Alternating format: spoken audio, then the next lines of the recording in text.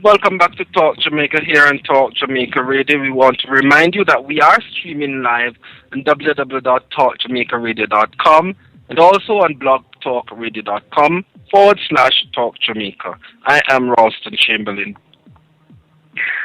Good afternoon again, Ross, and good afternoon, listeners. I'm Ricardo Brooks. Remember to post your comments on any of our discussion in our Facebook group, Talk Jamaica, or you can tweet us at Talk JA Radio.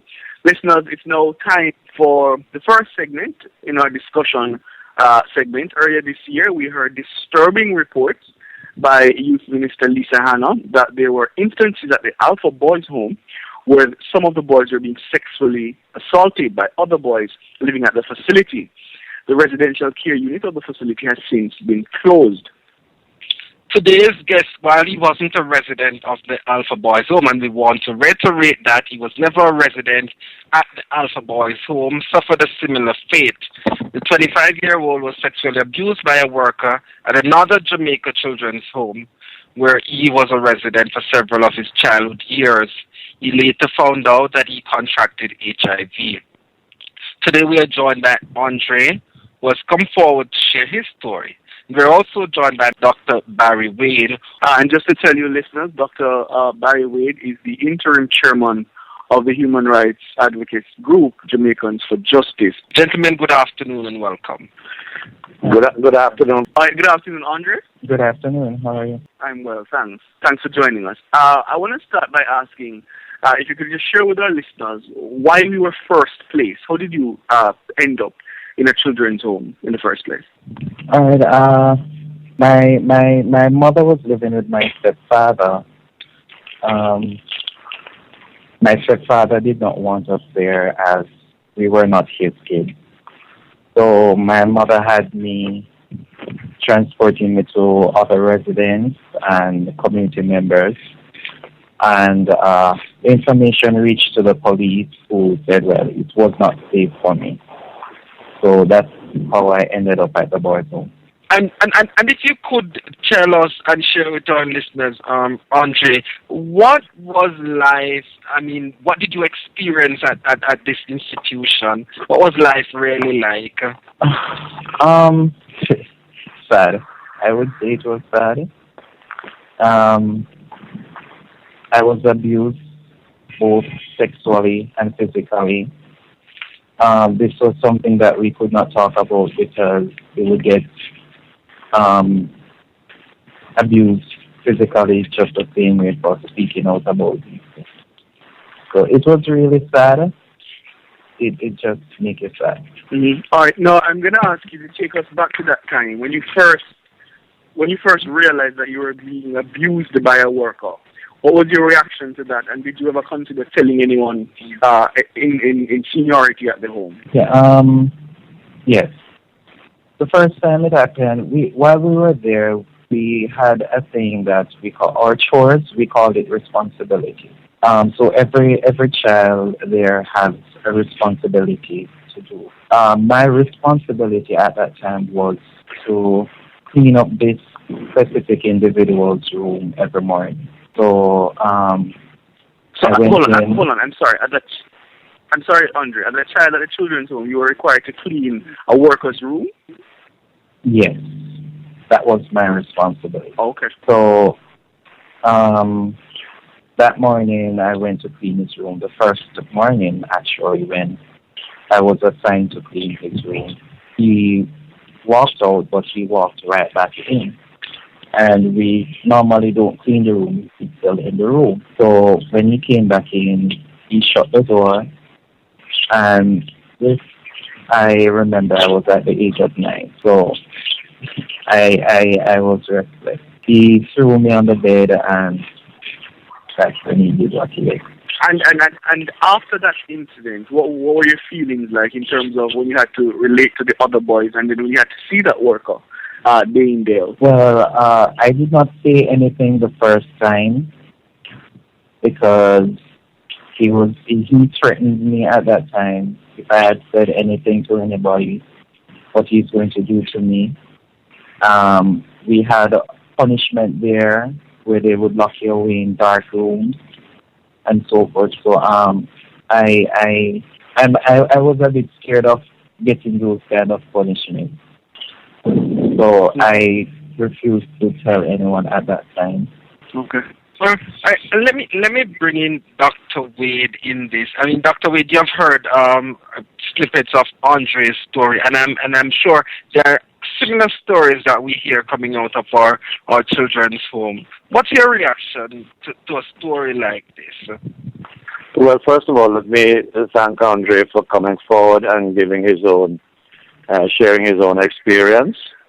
And we regret it, and we just wish him the best in all of the consequences that he has suffered and will continue to suffer through life. And we hope that we'll be able to overcome many, if not all of them.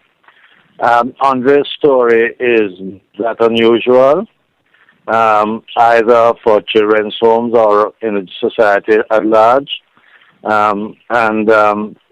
We have already indicated, Jamaicans for Justice, that for many, many years we have been trying to bring this kind of experience, this kind of account to the attention of responsible authorities in Jamaica to make certain interventions in the children's homes and in other places with regards to sexual predation.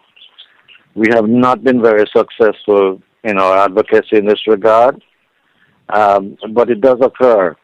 And one of the interesting bits of information is that 10% of all reported AIDS cases are in the age group 13 to 18 years old.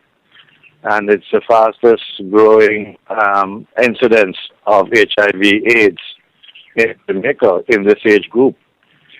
So however it is, however the infection takes place, it is a very real occurrence among the young people, both in children's homes and outside of children's homes. But we know that it occurs in the children's homes, and a part of the programs that Jamaicans for Justice mounted in the children's homes was to help the youngsters, how to prevent this from happening, how to avoid it, and if by any chance it happens, how to report it and how to get themselves counseling to overcome some of the consequences of this kind of predation. It is happening, and I think the society needs to know that it is happening and needs to face up to its reality. And a part of that reality must be to make serious interventions to prevent it.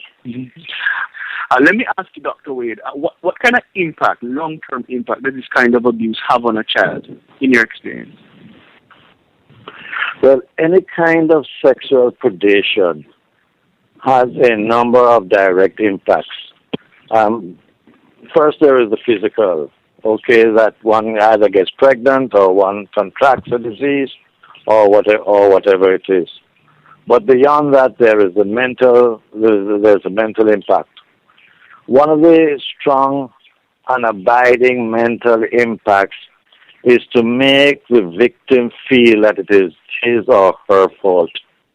And this can remain with them through life, that they did something wrong. And as a result of that, they were preyed upon. It is their fault. That's a very prevailing feature of this kind of predation. The other kind of impact is to feel that, well, if this happened to me, I may well pass it on to somebody else. And as a result of that, I too, in my time, become a predator. That's very real. And you know that psychologists have done quite a bit of study of children in abusive homes, that they themselves in later life become abusive. So that's very real as well. And there are other impacts. There are mental impacts that one never gets over it. One of the unfortunate impacts is that one is required to report this either to the police or the children's registry. And unfortunately, especially with the police, often the victim is made to seem like the perpetrator and is given a very hard time. to say that it's their fault, they are sluts, and so on and so forth. And furthermore, if and when they go to court to give testimony, they are really harangued and again made to be put down. So these are just some of the consequences that follow from sexual predation. Mm-hmm. I hear you saying, Dr. Wade, in regards to how our police and other personnel respond to persons who have been abused. Would you then agree with me that we need to look at how we train persons to respond to issues like these? Absolutely. I just want to add that I myself, in taking a youngster to the police, was myself abused. Not just the youngster. I was abused for becoming involved in such a situation, and that I had no business to be doing what I was doing. So yes, the police certainly need to be trained. But I tell you something, that many of them are trained, but they do not carry out the training into practice. And one of the reasons for this, unfortunately, is that there is a culture. There is a culture which says that these people who are victimized and whatnot don't deserve the kind of human rights protection and human rights care that another individual does. So once you become a victim, you really face a certain amount of rejection in the society. And I'm afraid that this is also very prevalent among the Jamaican constabulary. And I have experienced this myself, where a youngster in particular, was treated physically, abused physically, to the point where he suffered brain damage and had to be put in a rehabilitation institution because of post incident abuse by the police or by caregivers. Very sad. Andre? Yes, I'm still here. Right. Now, recently there has been a lot of discussion in the society about whether or not sex education should be taught to children in state care. If you would, for our listeners, having lived in a children's home yourselves, how would you view the matter? Do you think that it is important for wards of the state to be taught sex education? In my view, yes, I do believe so. Because that is when I actually realized at the boys' home, it was through human rights who used to visit the boys' home back then, who actually educated us and had me knew that what was happening was wrong. So at that point, I was keeping silent. I had no idea what was happening as a youngster. I was only 9 years old. And it was through a similar incident as what occurred the other day with the human rights group going in, teaching sex education at the homes and whatever. It was something like that actually educated me that what was happening was wrong. So I totally agree.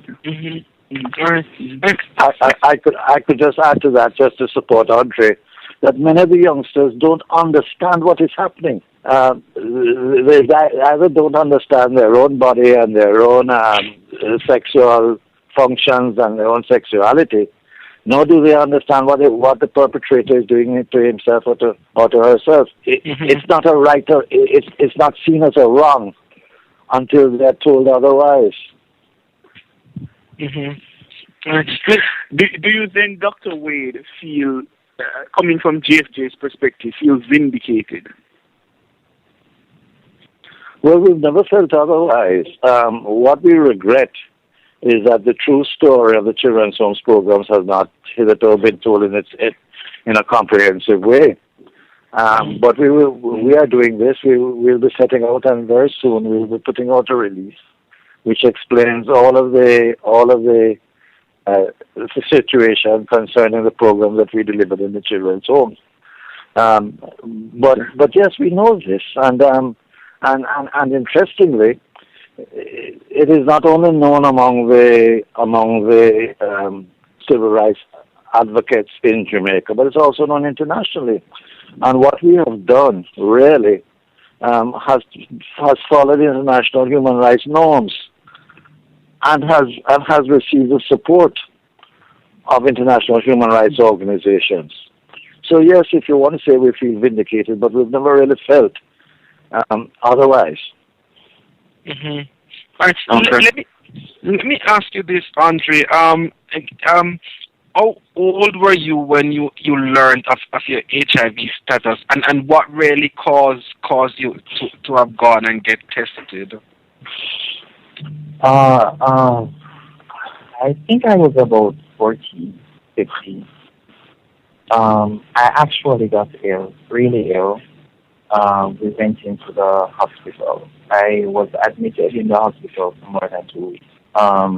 Spots started to come up on my skin, constant diarrhea and all of those, loss of appetite, then I lost weight and all of that. So my mother actually took me in to the hospital where the hospital decided to test me. But I first refused because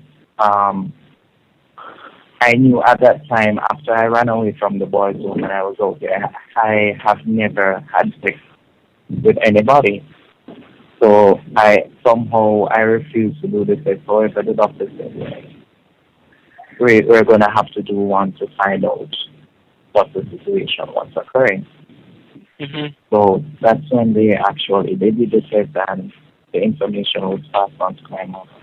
And could Andre tell our listeners, if you can recall, at what age did this sexual molestation started? This actually started at age 9 because I went to the home at age 9. I spent 5 years at this home, and this continued for that entire 5 years. I got upset. I could not take anymore. I ran away. Mm. Do you know, Andre, if it was something that was being done to other boys, or you're not sure about that? Yes, I do know of incidents that happened to other boys there because there was another individual who ran away with me who was going through a similar situation. I later learned about his situation during our journey after he ran away. Mm-hmm. And he asked me why. I explained to him, and he said, well, it's the same thing that has been happening to him. Mm-hmm. I'm more certain that, yes, it is occurring with other boys there because growing up now, I do volunteer service with certain organizations, and I do meet a lot of young men who were at certain homes to explain the same situation. Okay. And your family, I'm assuming that you would have shared with them your HIV status. Have they been coping well with it? Has the response been positive? Well, it's a to and fro situation. My mother and my sister is most closest to me. They accepted. They're helpful in every aspect that they can. As for the rest of the family, it's an up and down situation. They will be like talking to you now, and later they're like, don't worry with the AIDS boy from that one. And Andre, do you have a support system with you? And then I want to come to ask Dr. Wade how important such a support system is. But Andre, do you have a support system? I know join a support group with the Jamaican Red Cross. I should say with them. So they do give support. Although I must say that after I was informed that I was HIV positive, a social worker actually came in to explain the situation because I hadn't known that I have never really had sex since I've been out here. So it had to be coming from there. She did her investigation. It did not went anywhere after that. She went there. We later found out that when she went there, because I informed her of the individual name, she went there and they found out that the individual had died. And yes, he had died from HIV. So she just left it abrupt right there. Nothing came over. So there was no further investigation in terms of the management of the home? I haven't heard. She has not contacted me about anything after. I mean, it has been going for years now. There's been nothing. Okay. The good thing is going to the medical center to get my medication each month and so forth. I was informed about the support group at the Jamaican Red Cross, and so I went there, and that's where I'm at now. Okay. And Dr. Wade, if you will, I was asking how important it is for persons with HIV to really have that support system, and especially those who, like Andre, have been molested in homes. Yes, let me say that there are a few support organizations which do their best to offer the kind of support. But I will tell you that one of the problems is that persons who go to these support, many persons who go to these organizations, like Jamaica AIDS Society, they are typed, stigmatized as being homosexual or some such deviant in the public's mind, and so they have to deal with not only the disease itself, but often the stigma that goes with it. And while the situation is improving, it is certainly still a reality among persons who suffer with HIV/AIDS. And many will not come forward, openly or otherwise, to either admit to it or to get the kind of treatment that is necessary.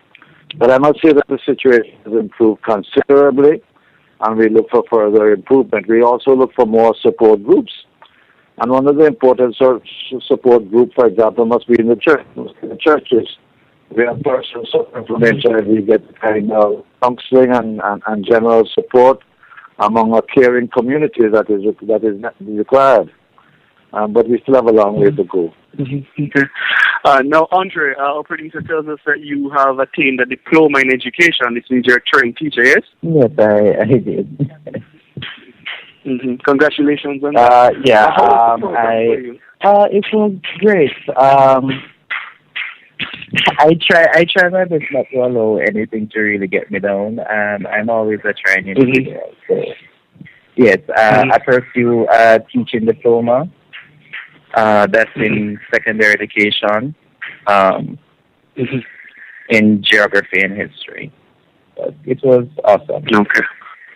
And Andre, you are also an HIV/AIDS peer educator. How did you come about to get involved in that, and how is that going? It's going well for me. Based on my entire situation, I wouldn't want the same thing to be happening to anybody else out there. So I, as I mentioned to you, I volunteer with organizations. I go out as a peer educator. I educate other individuals so that they know that this is something that is out there. You have to protect yourself. So I do enjoy doing it, and yeah, based on my past, is the reason why that I actually do it. Yes, to both gentlemen now, starting with you, Andre. If you could speak to the Minister of Youth about the situation at Children's Home, what would you say to the Minister? I think they need to be more. They need to pay more attention to these children's homes, because I can say from my point of view, I was there. I later learned, like 2 years after that, I had a preservation officer who's supposed to be visiting me. I never had someone visit me where I can inform them about anything. So I just think they need to pay more attention to these persons. Put in measures that can assist these persons monetary or whichever way they can. I just think they need to pay more attention to that. Dr. Wade? Yeah, well, first of all, I think we have to recognize that children's homes play an extremely important part in the Jamaican landscape, and they need every support that they can get, both the private and the state-owned homes. And I would certainly ask that the government give them both financial support and support in other ways. So that's the first thing. It really sorry that when one hears the children's homes have to be closing down or closing sections of their work done because of financial constraints. And the children are put back on the streets or put elsewhere. That's really a very sad situation. The second is that the kind of intervention we've been talking about is necessary to make up to justice. And this is one of the reasons why we also got involved in this kind of intervention. But what we did was just in 6 children's homes. There are over 100 children's homes in Jamaica. It needs to be done on a broader scale, outside of controversy and outside of any conspiracy, accusation about things being snuck in behind without knowledge and all that kind of thing. There's no room for that in Jamaican society. We have to be open about it. And then the children who have been abused really need the support, as Andre was saying. They really need the support, and the support mechanisms are few and far between in Jamaica, certainly not enough. The situations we've been discussing are much more prevalent than we care to admit to, and the mechanisms are really just a drop in the ocean, as it were, in dealing with it. So we will continue to advocate and hope that we will see more success as we go along. Absolutely. Thank you very much, Dr. Wade, for coming in and talking with us. And I want to thank you as well, Andre, and we at Talk Jamaica want to also congratulate you on your progress that you have made despite the odds. I want to thank you for coming in and congratulate you for being a teacher and also a peer educator. Myself, as a teacher, can only say that the best way we can educate persons is from our lived experience, and you have lived that experience. Thank you for coming on and talk with us. I just would like to join in that and to again congratulate Andre. Yeah, Okay. all right.